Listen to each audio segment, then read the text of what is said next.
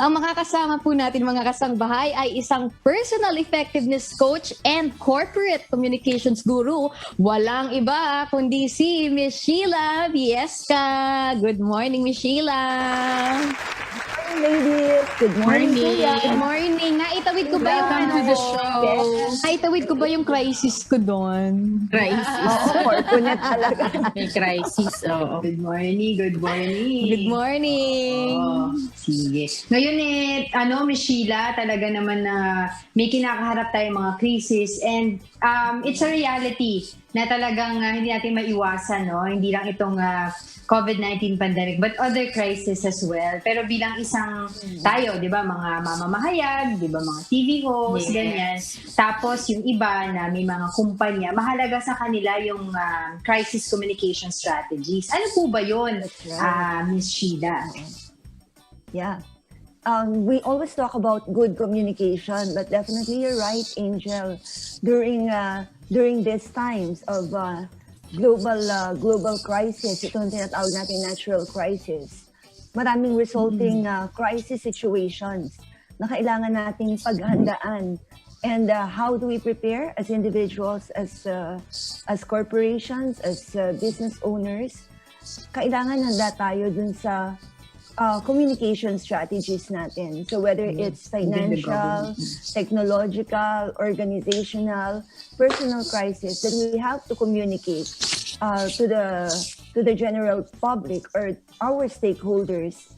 May mga masusi tayong kailangan gawin in preparation, during the crisis, and even after. Mahalaga talaga yan. So what are the things or factors that we should consider in handling itong crisis communication strategies? Ano yung mga big no-no or yung mga words that we should use para dito sa crisis communication strategies, Ms. Sheila? Yeah. Usually when we talk about crisis communication, it's not necessarily the word per se, but the delivery of information. Kasi may mga kailangan kang mag-apologize, may kailangan kang Yes. may kailangan kang tumahimik. So, dun sa business continuity plans, part ng crisis management ng company, kailangan naka-assign na kung sino yung magsasalita, kung ano yung sasabihin.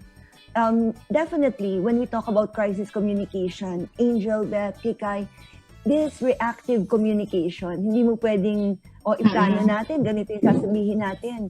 Because crises are unforeseen events Usually unpredictable and then unexpected.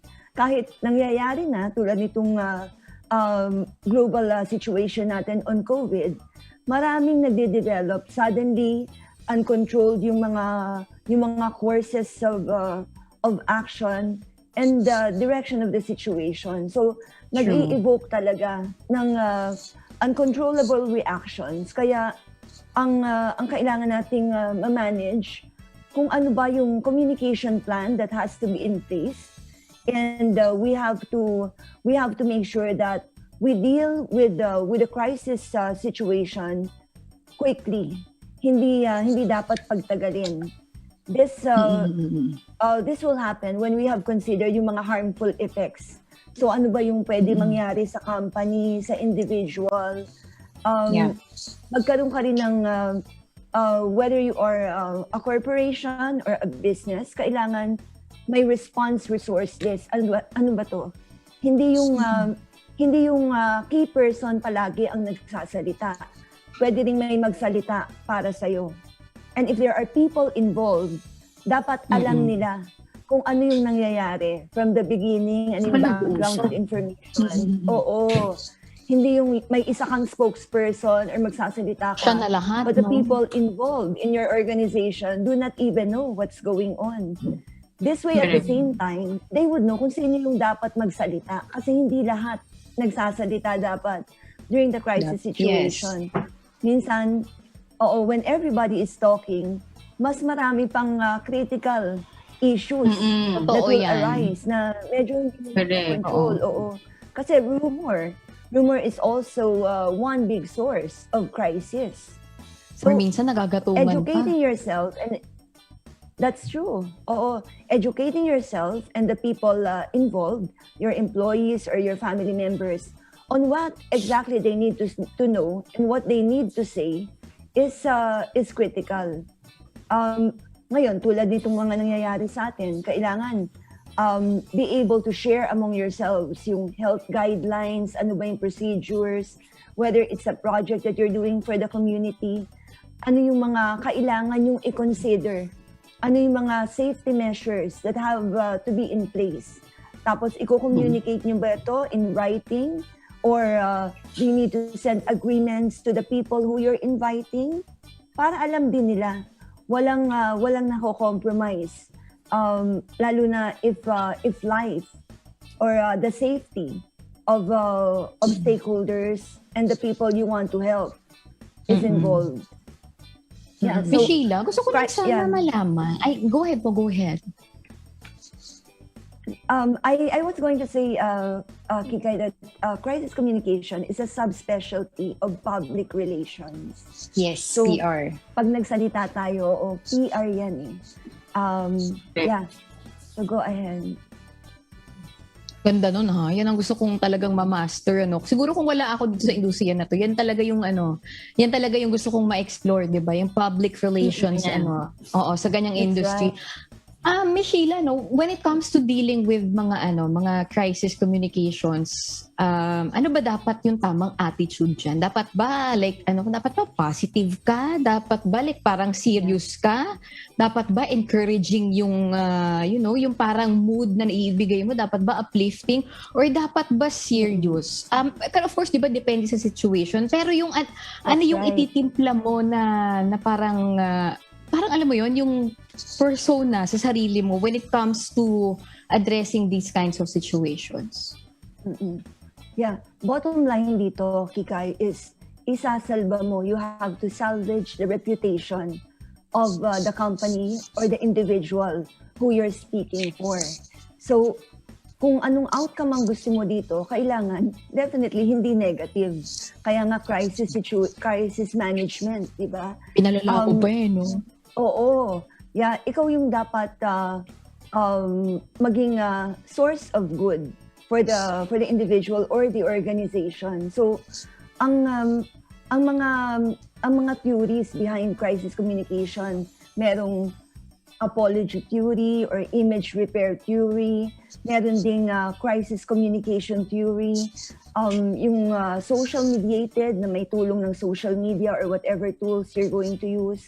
Meron ding mga integrated crisis mapping, marami kang pagsasama-samahin na mga concepts or models to deal with the emotions involved.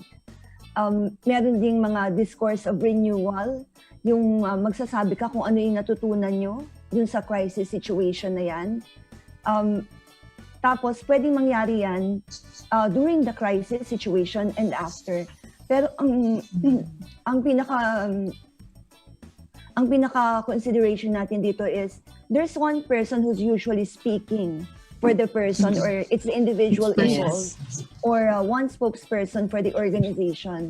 So ang karaniwang nangyayari when we're there, meron tayong evasion of responsibility kasi crisis, di ba? Kailangan maipakita mo muna kung ano yung good intention behind what happened, and then that's the time you can go to the apology forms, like i-highlight mo ba yung positive contribution na nangyari, i-minimize mo ba yung negative view of the situation, i-compare mo ba to sa mga nagawa mo, or i-attack mo ba kung sino yung nag-a-accuse sa'yo? Or mag-o-offer ka ba ng compensation dun sa mga agrabyado mo, no? Oo. So, yung corrective action na ginagawa during a crisis situation, this definitely should be communicated during the process. Yung may tagapagsalita ka, may nagdidepensa sa'yo. Kaya lang may mga dilemma involved. So, Ito gusto ko ito malaman. minsan masyadong nagkakaroon ng emotions or feelings, tapos nadideflect yung usapan, and that will antagonize whoever is affected. So, ayaw nating palalain kung ano man yung nangyayari during that crisis situation by what we're going to say.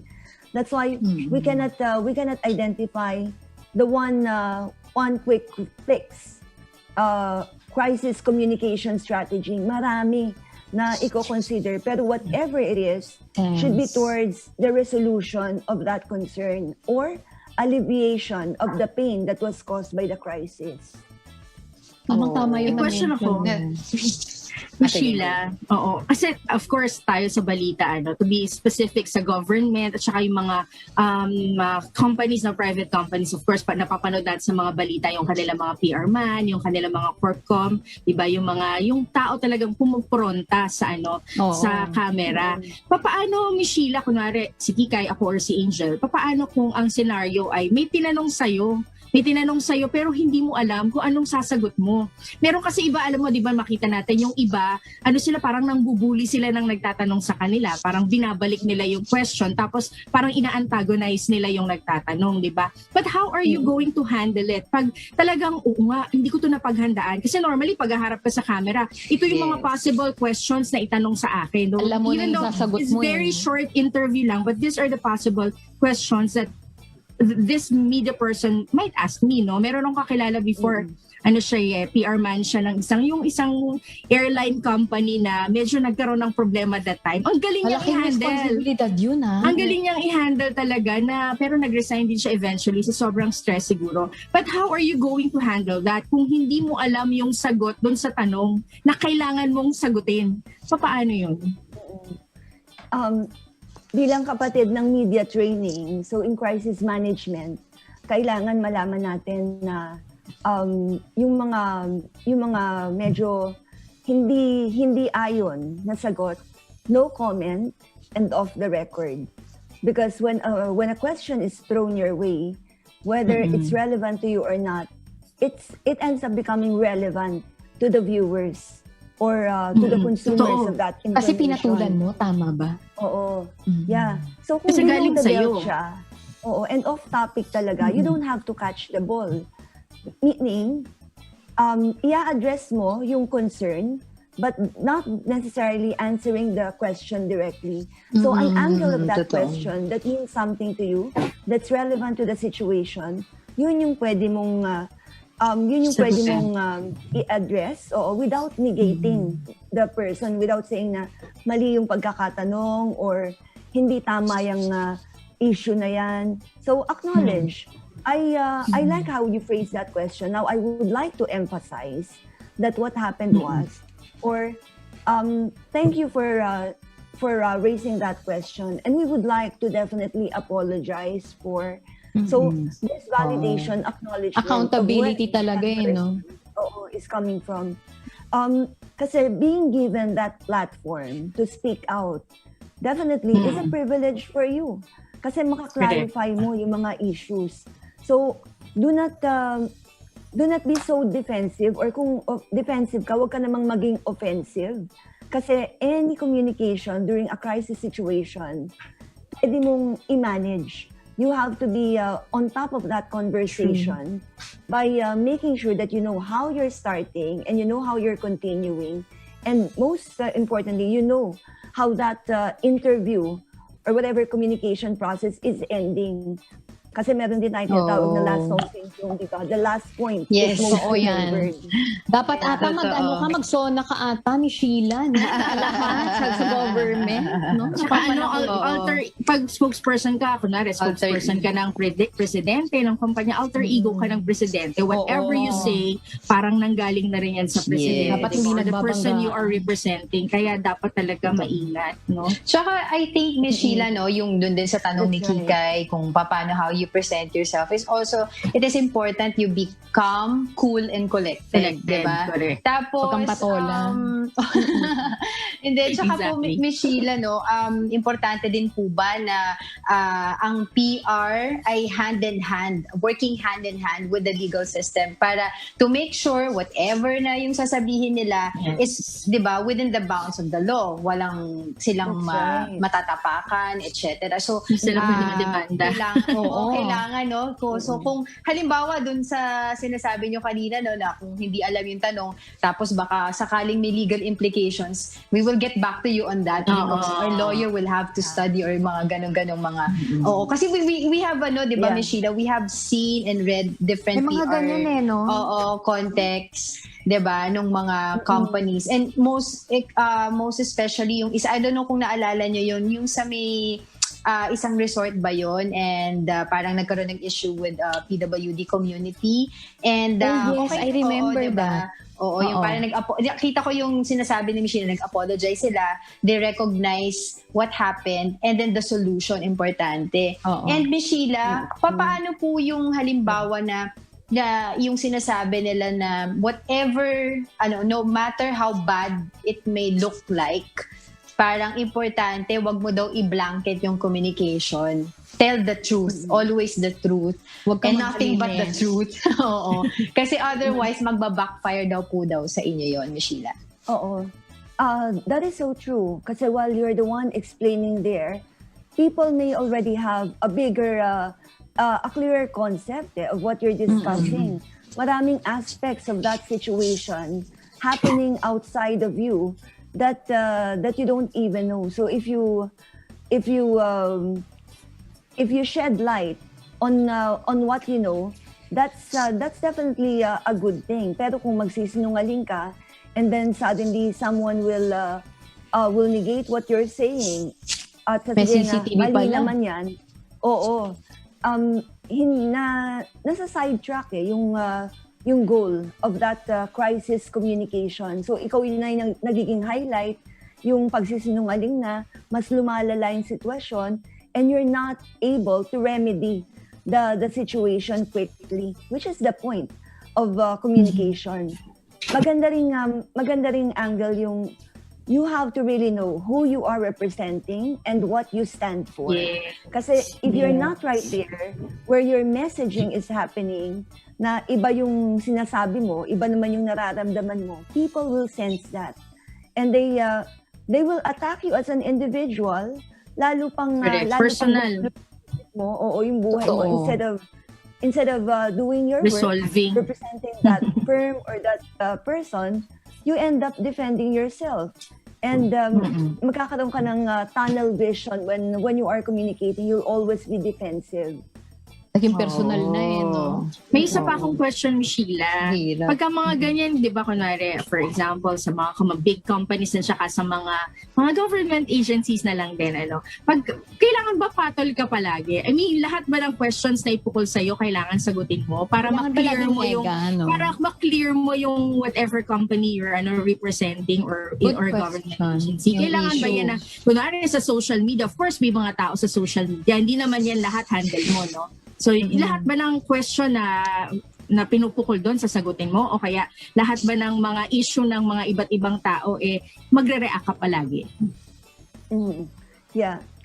Medyo marami kang consideration if you're the spokesperson or if you're the one in the front line discussing the direction of the company or defending the person.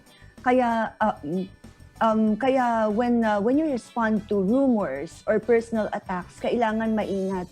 Kasi that's the only time you can respond directly to rumor kung involve yung company or individual at mas lumalaki na to compared dun sa crisis na talagang nangyari. But otherwise, marami kang i-deliver na information that can cloud kung ano man yung mga trivialities na yan, kung hindi naman siya ganun ka-importante in the bigger picture. So, informing the public of what's happening and helping them analyze kung ano talaga yung nangyari. Discussing pertinent issues that they can find online, consulting with the victims and their family. Yun yung mga priorities.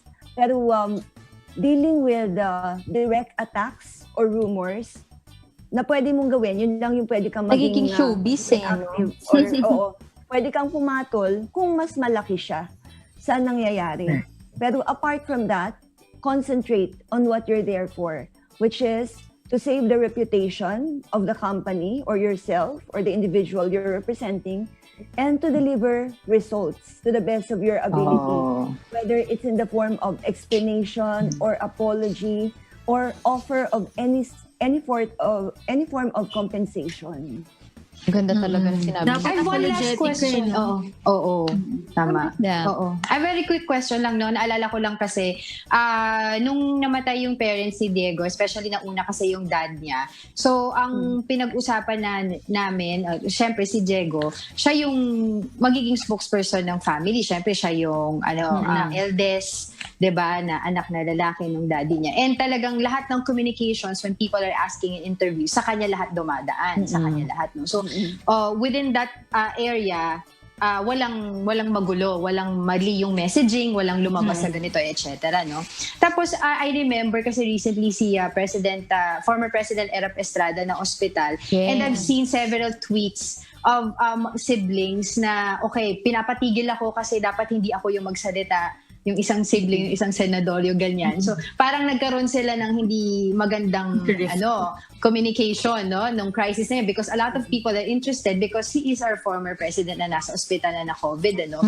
So, I was wondering if you're in a company or sa family, which one, especially in company and government, ano po ba yung mahalagang quality ng isang spokesperson o tagapagsalita na po pwede mong makuha na sa tingin mo, ito, pwede itong magrepresenta ng kumpanya namin? Wala sa edad ba yon o wala? Yeah.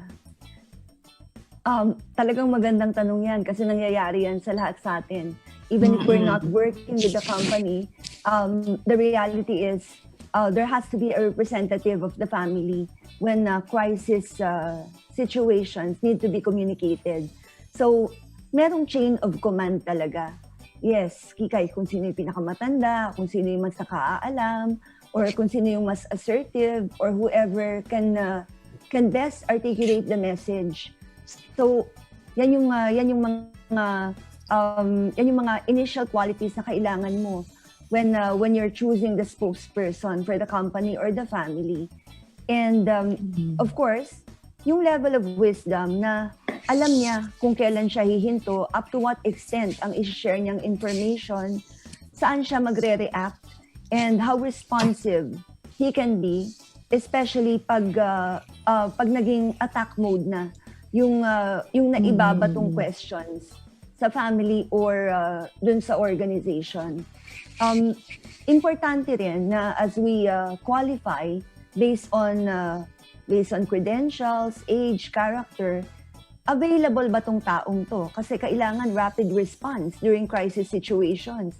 Hindi pwedeng paghintayin mo, right? So you may have the right person, pero if he's not there to respond to the situation, medyo wala rin. mamumroblema siguro yung pamilya or yung organization. Yeah. And then this person should be equipped with templates or frameworks for press release. Ano ba yung talagang kailangang sabihin? And like the mention of the situation of the former president.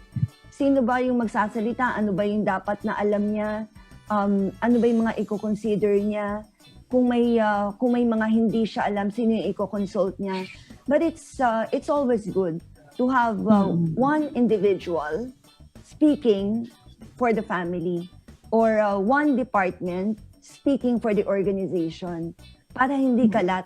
Kasi once you have your communication out there, it can be used against the family or against the corporation.